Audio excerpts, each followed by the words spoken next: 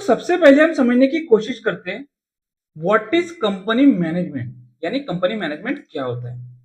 अगर आप एक बिगनर हो तो आपके अगर बेसिक कंसेप्ट क्लियर है तो इस वीडियो में आने वाले जो सवाल है उन सारे सवालों को आप अच्छे से समझ सकते हो। देखिए, ये कंपनी है, हर कंपनी में एक मैनेजमेंट टीम होती है और वो टीम उस कंपनी को रन करती है।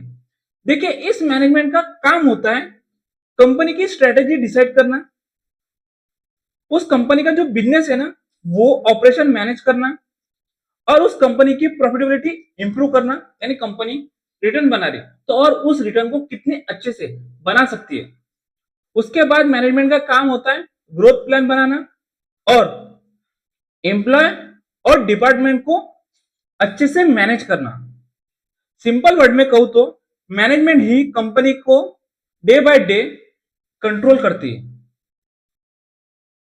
मैनेजमेंट टीम में जनरली ये पोजीशन होती है CEO, MD, CFO, CW, chairman, board of director. तो ये सब मिलकर कंपनी को रन करते हैं, या फिर हम कह सकते हैं कि ये सब मिलकर कंपनी की डायरेक्शन डिसाइड करते हैं। नमस्ते दोस्तों, स्वागत है आपका मेरे YouTube चैनल पर। अगर आप स्टॉक मार्केट में इन्वेस्ट करते हैं या फिर किसी भी कंपनी को आप एनालाइज करते हो तो मार्केट में आपने कभी ना कभी एक इंपॉर्टेंट न्यूज जरूर सुनी होगी, वो है कंपनी मैनेजमेंट चेंज। कभी कभी किसी कंपनी का सीईओ चेंज हो जाता है तो कभी कभी उस कंपनी का मैनेजिंग डायरेक्टर रिप्लेस हो जाता है या फिर उस कंपनी का जो चेयरमैन है ना वो रिजाइन कर देता है और कभी कभी उस कंपनी की जो पूरी लीडरशिप है ना वो रिप्लेस हो जाती है। और इंटरेस्टिंग बात यह है कि कभी कभी उस कंपनी का जो मैनेजमेंट है ना पूरी तरह से चेंज हो जाता है और उस कंपनी का जो शेयर प्राइस है ना वो सडनली अपसाइड या सडनली डाउनसाइड मूव करता है। इसीलिए इन्वेस्टर के लिए यह समझना बहुत ज्यादा जरूरी है कि कंपनी मैनेजमेंट क्या होता है और ये कौन डिसाइड करता है, और इस रिलेटेड जितने भी सारे सवाल है ना उन सारे सवालों को इस वीडियो में हम आज डिस्कस करने वाले हैं। अगर आप स्टॉक मार्केट सीख रहे हो या लॉन्ग टर्म इन्वेस्टर हो तो ये कंसेप्ट आपके लिए बहुत ही इंपॉर्टेंट हो सकता है। तो चलिए ज्यादा समय न लेते वीडियो स्टार्ट करने की कोशिश करते हैं। अब हम आते हैं अपने कोर टॉपिक पर। वो टॉपिक है कंपनी मैनेजमेंट चेंज क्या होता है। मैंने पहले ही बताया था किसी भी कंपनी को रन करने के लिए एक मैनेजमेंट टीम की जरूरत होती है और वो टीम कंपनी को अच्छे से रन करती है।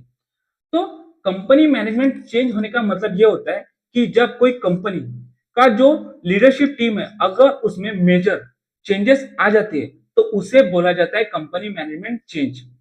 जैसे कि मान लीजिए ये एक कंपनी है, ओके।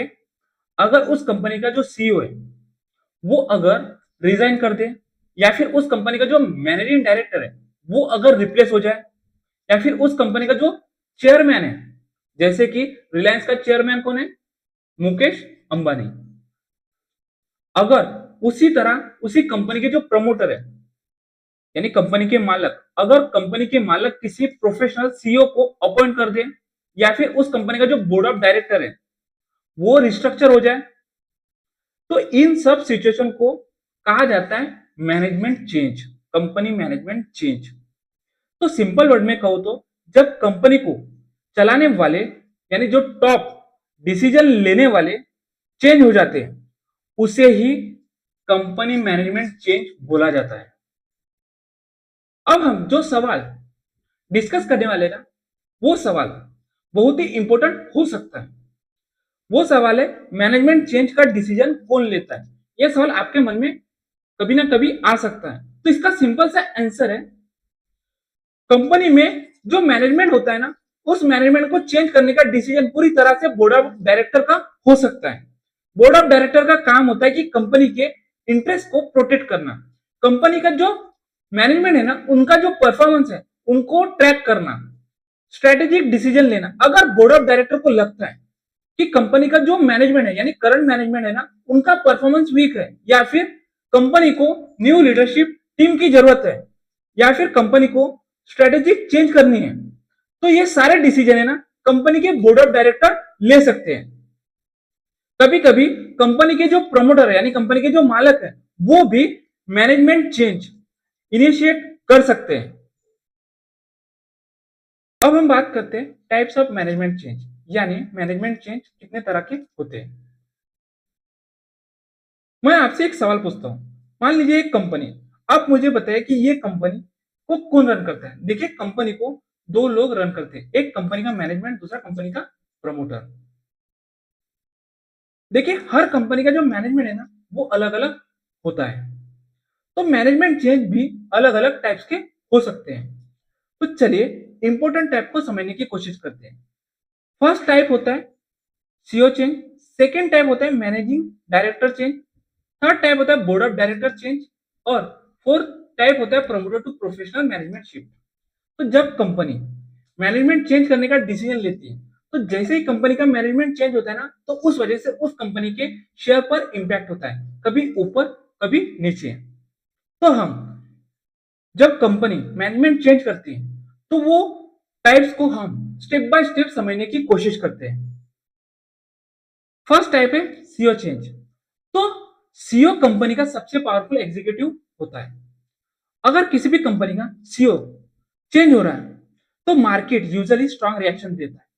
अगर आप स्टॉक मार्केट में ट्रेडिंग या इन्वेस्टिंग कई सालों से कर लो तो आपने देखा होगा जब कोई कंपनी सीओ चेंज करने का डिसीजन लेते और वो अनाउंसमेंट करते, जैसे मार्केट में इस तरह की न्यूज सर्कुलेट होती है तो उस वजह से उस कंपनी का शेयर का प्राइस सडन अपसाइड या डाउनसाइड मूव करता है।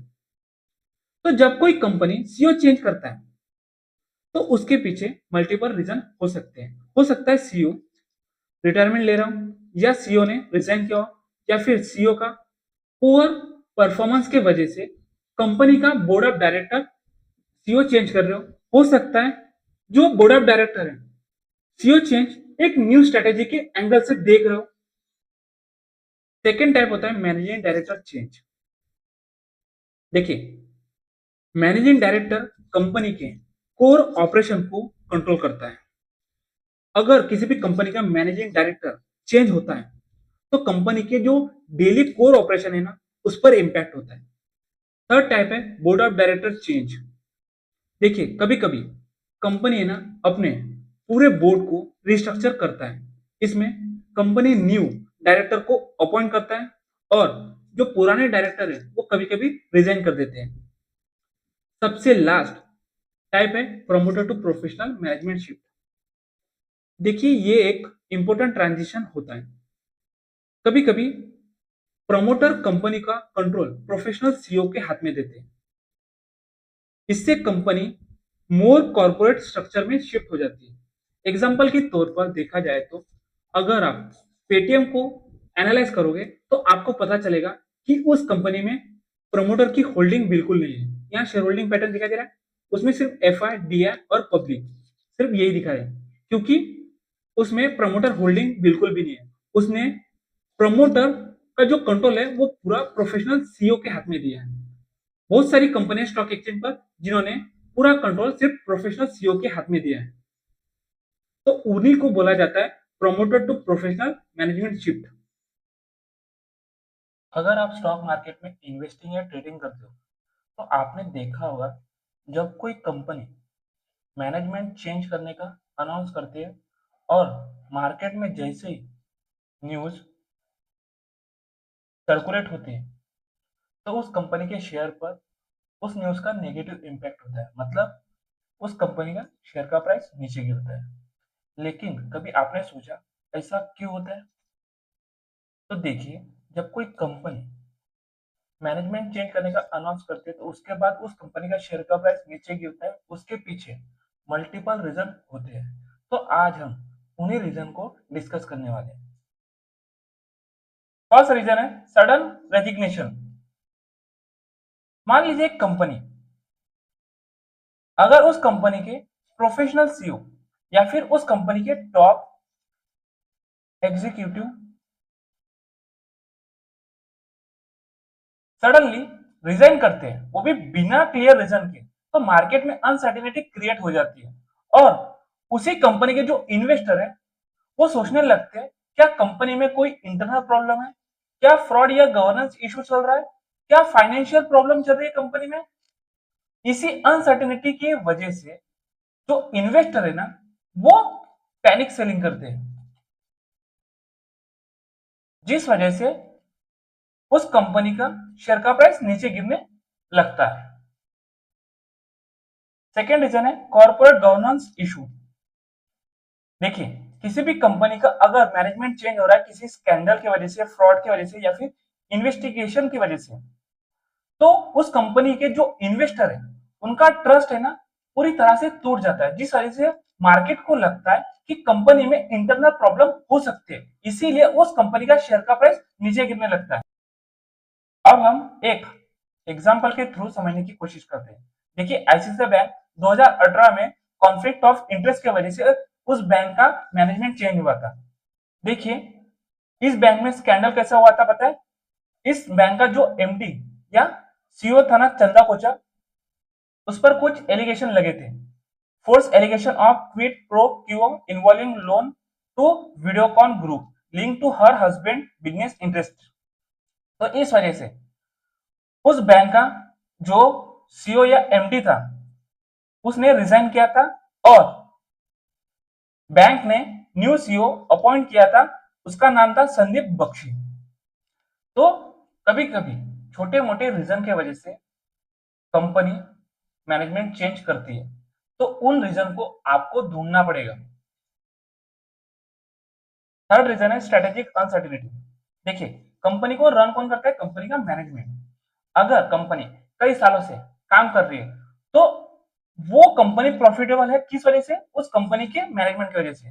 तो कभी कभी ओल्ड मैनेजमेंट की स्ट्रेटेजी सक्सेसफुल होती है, लेकिन जैसे ही कंपनी कंपनी का मैनेजमेंट चेंज करती है, अगर न्यू मैनेजमेंट आता है तो इन्वेस्टर है ना, जो भी उस कंपनी के इन्वेस्टर है, तो वो है ना डाउट में चले जाते हैं। क्या new CEO same performance maintain कर पाएगा? क्या कंपनी की डायरेक्शन चेंज हो जाएगी? तो अनसर्टेनिटी के वजह से इन्वेस्टर है ना पैनिक सेलिंग करते हैं। तो पैनिक सेलिंग करने की वजह से उस कंपनी का शेयर का प्राइस नीचे गिरता है। मतलब कि अगर किसी भी कंपनी में अनसर्टेनिटी आ जाए तो उस वजह से उस कंपनी का जो शेयर प्राइस है ना वो डाउनवर्ड प्रेशर में आ जाता है। सबसे लास्ट रीजन है प्रमोटर कॉन्फ्लिक्ट। देखिए, किसी भी कंपनी का अगर मैनेजमेंट चेंज हो रहा है तो मैनेजमेंट चेंज प्रमोटर के इंटरनल डिस्प्यूट के वजह से भी हो सकता है। अगर उस कंपनी के जो इन्वेस्टर है उन्हें लगता है कि प्रमोटर में कॉन्फ्लिक्ट चल रहा है, तो मार्केट है ना इस चीज को नेगेटिव रिएक्शन देता है। इस केस में उस कंपनी का शेयर का प्राइस नीचे गिरता है। अगर आप स्टॉक मार्केट में इन्वेस्टिंग या ट्रेडिंग करते हो तो आपने देखा होगा जब कोई कंपनी मैनेजमेंट चेंज करने का अनाउंसमेंट करता है तो मार्केट में जैसे ही इस तरह की न्यूज सर्कुलेट होती है तो उस कंपनी के शेयर पर पॉजिटिव इंपैक्ट होता है, मतलब कि उस कंपनी का शेयर का प्राइस ऊपर जाता है। लेकिन कभी आपने सोचा कि ऐसा क्यों होता है? तो देखिए, जब कोई कंपनी मैनेजमेंट चेंज करने का अनाउंसमेंट करता है और वो न्यूज उस कंपनी के शेयर पर पॉजिटिव इंपैक्ट डालती है, तो इसके पीछे कई रीजन हो सकते हैं। तो चलिए हम उन रीजन को समझने की कोशिश करते हैं। फर्स्ट रीजन है स्ट्रॉन्ग लीडरशिप अपॉइंटमेंट। अगर कंपनी किसी एक्सपीरियंस या सक्सेसफुल लीडर यानी सीईओ को अपॉइंट करता है तो जो इन्वेस्टर है उस कंपनी के वो एक्साइटेड हो जाते हैं और जो न्यू इन्वेस्टर है ना उस कंपनी में इंटरेस्ट दिखाते हैं, जिस वजह से उस कंपनी का शेयर का प्राइस ऊपर जाता है। मैं आपको एक एग्जांपल के थ्रू समझाने की कोशिश करता हूं। मान लीजिए ये एक कंपनी है, ओके, इस कंपनी का एक सीईओ है, तो इस सीईओ की वजह से इस कंपनी की ग्रोथ कंटिन्यूसली हो गई। अब किसी वजह से ये सीईओ है ना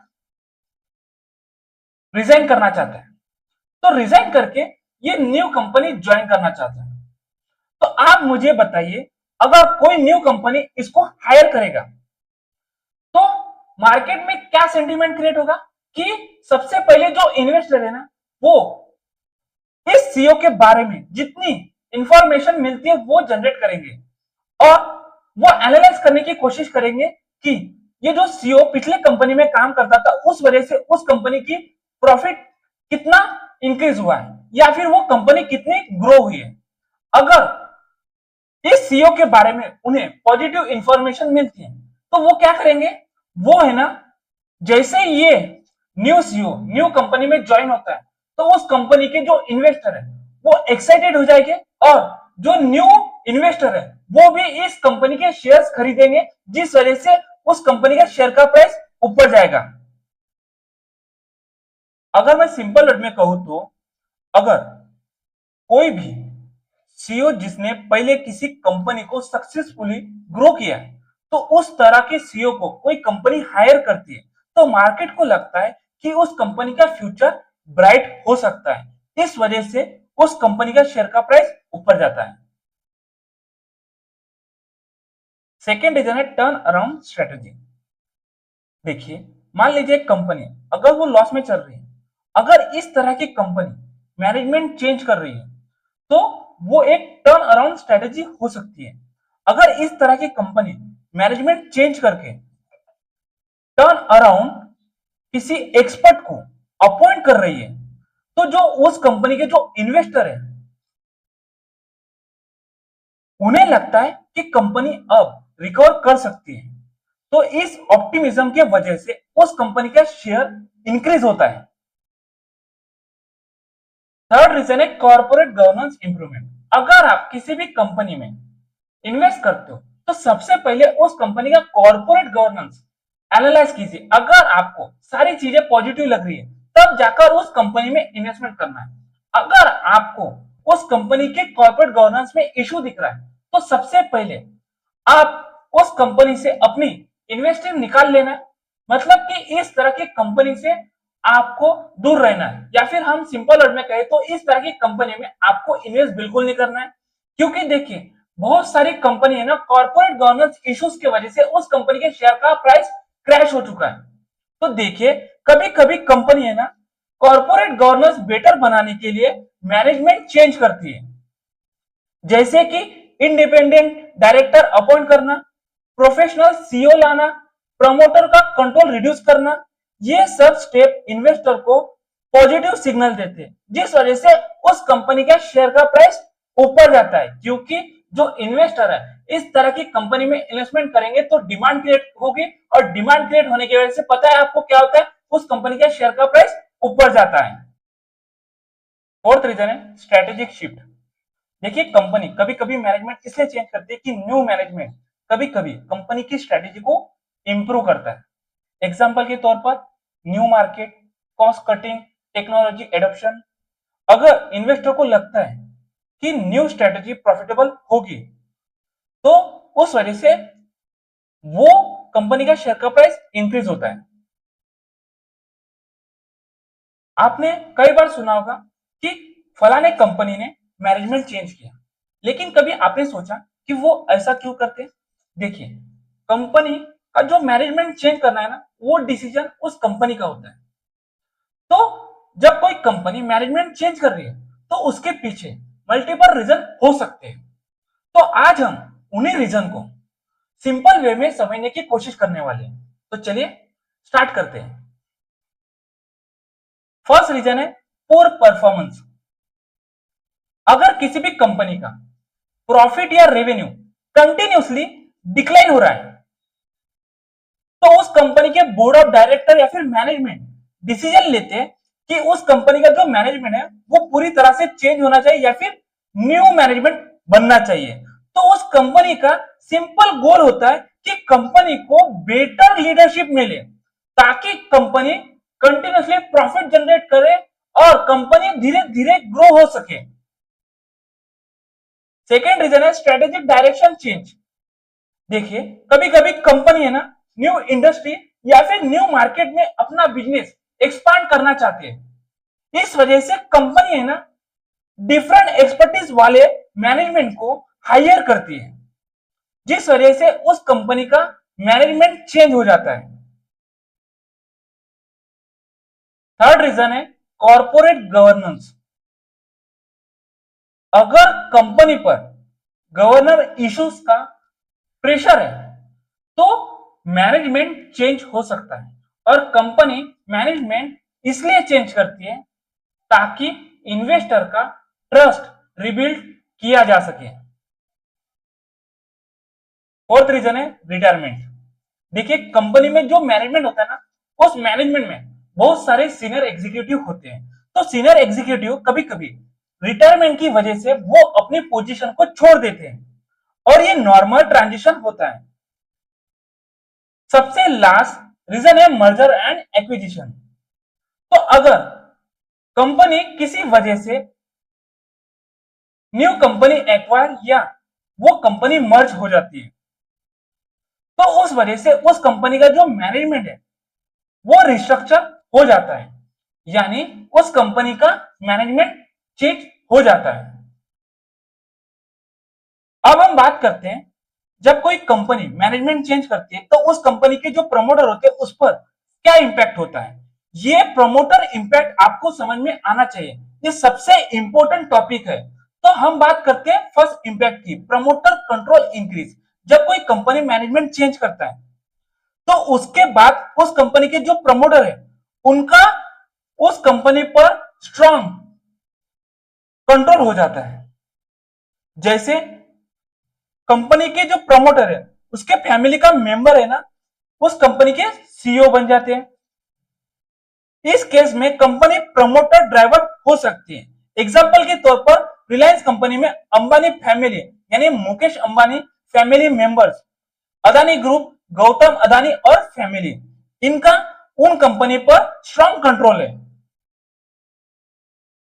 सेकेंड इंपैक्ट है प्रोफेशनल मैनेजमेंट। देखिए कंपनी के जो मालक होते हैं यानी प्रमोटर होते हैं ना, वो कभी कभी मैनेजमेंट को प्रोफेशनल सीईओ को दे देते हैं। इससे कंपनी मोर ट्रांसपेरेंट और मोर इफिशिएंट बन सकती है। इन्वेस्टर इस चीज को पॉजिटिव सिग्नल मानते हैं। देखिए स्टॉक एक्सचेंज पर बहुत सारी कंपनियां लिस्टेड है, उसमें से कुछ कंपनियां ऐसी है जो कंपनियां प्रोफेशनल सीईओ रन करते हैं। उसमें से एक कंपनी है एशियन पेंट, और ये कंपनी पेंट सेक्टर में काम करती है। तो इंडिया में इस कंपनी ने मार्केट शेयर पता है आपको कितना कैप्चर किया? More than 55%। तो इसका मतलब है कि प्रोफेशनल सीईओ भी कंपनी अच्छे से रन कर सकते हैं। सबसे लास्ट इंपैक्ट है प्रमोटर एग्जिट, यानी कंपनी के जो मालक हैं वो एग्जिट लेते हैं। देखिए अगर कंपनी का जो प्रमोटर है वो कंपनी से ग्रेजुअली एग्जिट करना चाहते हैं तो वो मैनेजमेंट प्रोफेशनल टीम को हैंडओवर कर देते हैं। इससे कंपनी इंडिपेंडेंट स्ट्रक्चर में शिफ्ट हो सकती है। एग्जांपल के तौर पर Asian Paint, decades of professionalism. Asian Paint शायद सबसे पुराना एग्जांपल हो सकता है। हालांकि इसमें प्रमोटर ने ग्रेजुअल एग्जिट नहीं लिए, लेकिन यह लंबे समय से प्रोफेशनल्स ही कंपनी चला रहे हैं। मतलब कि ये जो एशियन पेंट की कंपनी है ना, वो प्रोफेशनल टॉप एग्जीक्यूटिव चला रहे हैं। अगर आप किसी भी कंपनी के स्टॉक में इन्वेस्ट करना चाहते हो तो सबसे पहले आपको ना मैनेजमेंट एनालिसिस करना सीखना होगा। अगर आप किसी भी कंपनी के स्टॉक में बिना मैनेजमेंट एनालिसिस या फिर आपने किसी कंपनी में इन्वेस्ट कर चुके हो और वो कंपनी उसके बाद मैनेजमेंट चेंज का डिसीजन लेती है, तब भी आपको मैनेजमेंट एनालिसिस करना होगा। अगर आप बिना मैनेजमेंट एनालिसिस किए किसी भी कंपनी में इन्वेस्ट करते हो तो 90% चांस है आपके इन्वेस्टेड अमाउंट डूब सकती है।